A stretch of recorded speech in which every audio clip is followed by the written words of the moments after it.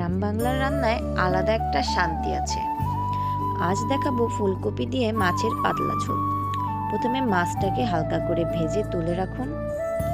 এরপর সেই তেলে পেঁয়াজ বাটা, রসুন বাটা ও আদা বাটা দিন। এরপর একে একে হলুদ, লবণ ও গুঁড়ামরিচ দিয়ে ভালো করে কষিয়ে নিন। কষানো হয়ে গেলে এরপর ফুলকপি ও আলু দিয়ে আরেকটু কষিয়ে নিন। এরপর আগে থেকে ভেজে রাখা মাছ যোগ করে অল্প পানি দিয়ে কিছুক্ষণ রান্না করুন। তৈরি হয়ে গেল সহজ ঘরোয়া মাছের পাতলা ঝোল। এমন আরও গ্রাম বাংলার রান্না দেখতে চ্যানেলটিকে সাবস্ক্রাইব করুন।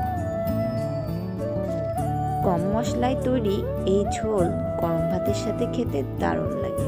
ভিডিওটি ভালো লাগলে লাইক অ্যান্ড কমেন্ট করতে কিন্তু ভুলবেন না।